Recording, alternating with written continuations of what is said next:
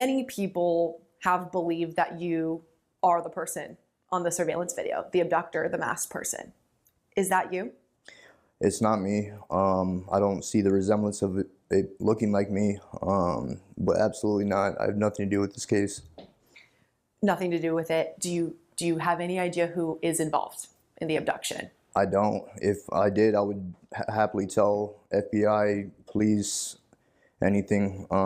In today's video, let's break down this interview with Luke Dailyaly, a suspect in the Nancy Guthrie kidnapping case, and what it reveals. I'm Deception Detective, an attorney trained in statement analysis. This channel exposes lies and manipulation, so if that's your thing, hit subscribe. For early access to new videos, over 60 exclusive videos, and other cool perks, consider becoming a channel member. Link in description. Ever since Nancy Guthrie was abducted from her Arizona home about a month ago, the case has been developing literally hour by hour. So here's a quick recap of who Luke Dailyaly is and how he got involved in the investigation before we grab our deception decks and start analyzing his interview. Many people online still believe Luke Dailyaly is the abductor, is the person seen in that surveillance footage from Nancy Guthrie's home, or believe that he's involved in the case. And it wasn't just Luke who was detained that night, his name posted everywhere now for weeks. It was also his mom's. It was a dual SWAT operation back on the night of February 13th.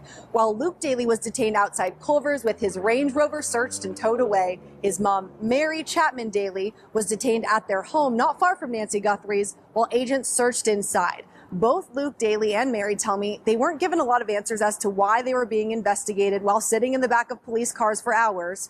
For Luke, despite getting released that same night and telling me he has gotten his Range Rover back, many online still believe he matches the physical description of the abductor on that surveillance video and suspect he may be involved in her disappearance. He says he is not, but he says mystery still lies in what evidence led detectives to Luke at all. So that's the rundown. Luke Dailyaly and his mother were both detained by the FBI and Sheriff's Office. They had their phones searched, house searched, car searched, but they still haven't been connected to the crime. They haven't been ruled out either. So let's watch this interview together, do some statement analysis, and make up our own minds. Many people have believed that you are the person on the surveillance video, the abductor, the masked person.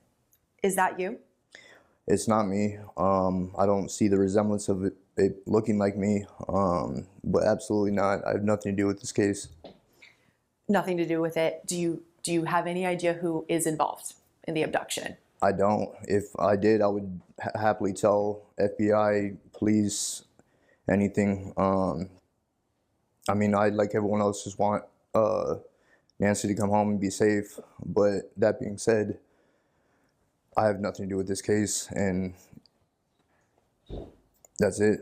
Full disclosure, this is my 10th video about this case, and ever since the first one, I've said this is probably an inside job. So going into this interview, I'm thinking Luke at most is an accomplice if he's involved at all. But the fact that he proactively came forward to clear his name and directly denied being the person in the ski mask are objective points in his favor, especially in comparison to other people who are widely suspected online, like Savannah Guthrie's sister Annie and her husband Tommaso Cioni. Neither one of them has come forward to deny being involved, which doesn't mean they're guilty, but it's also not a point in their favor. And that's not the only thing Luke has done, which they haven't. What he says next is arguably even more telling. So let's listen and then I'll explain. Explain to me what happened on the night you were detained, where you're with your car.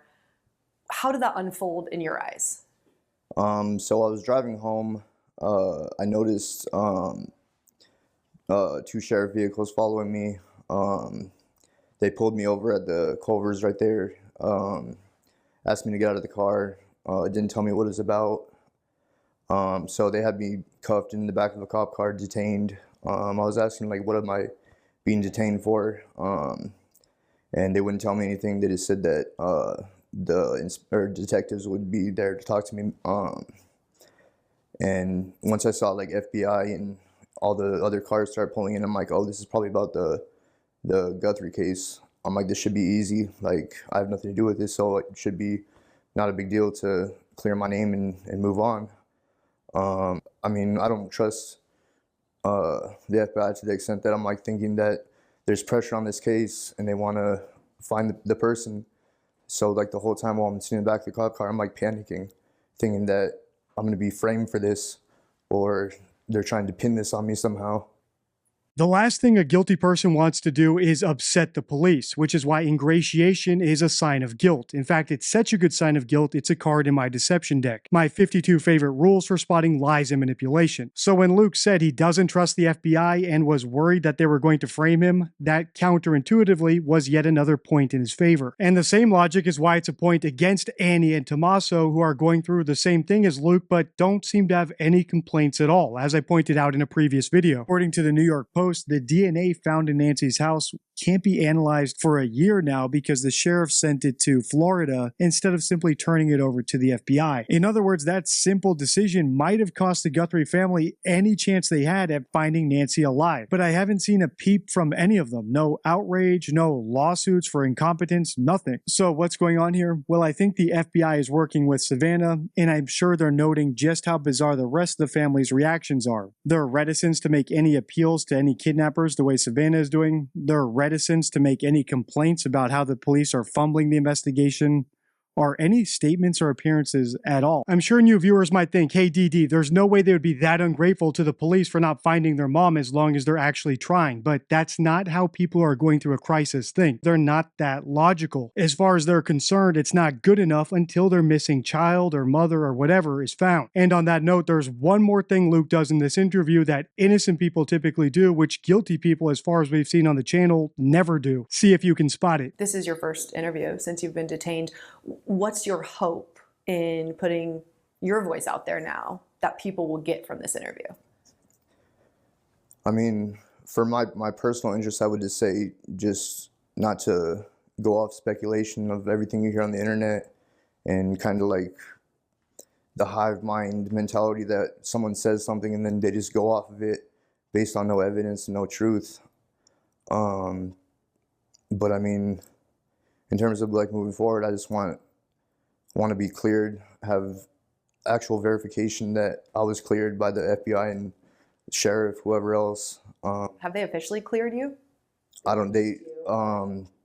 This is just going off what I've heard, but I guess I've been cleared, but they don't close any case, I guess, because it's still ongoing. But I mean, I know personally there's nothing else that they're gonna come across that points towards me.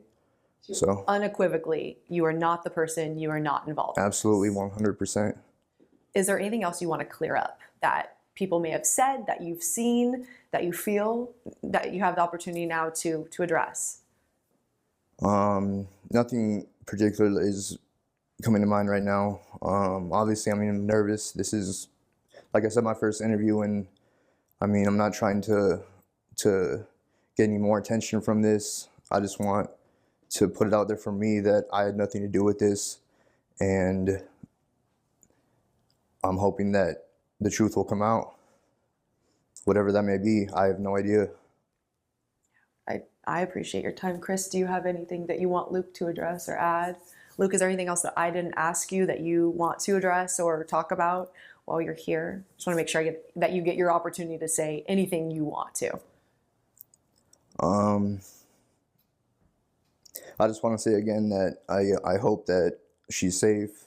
I hope they find her, and I just want to move on with my life. Guilty people can't simply give a denial and then sit back and let the facts speak for themselves, because the facts will show that they're guilty. So you'll often see in interviews they're either pushing an agenda, pushing a red herring theory, or pushing the idea that they're such a nice person that they could never do something like this. But that's not what's happening with Luke, which is why I think the journalist Brianna Whitney, who did a great job by the way, is scrambling to try to get him to say something else. He's already said everything he has to say. So if I had to bet right now based on this interview, I'd bet he's innocent. But I can't say the same for anyone else who hasn't come forward to deny being involved. It's not my job to defend people who won't defend themselves. And just in case you think simply coming forward and giving a denial is good enough, check out this video where someone did the exact same thing and I came to the exact opposite conclusion. After analyzing his interview, I'm actually more suspicious about him than I was in the beginning. Until next time, stay true.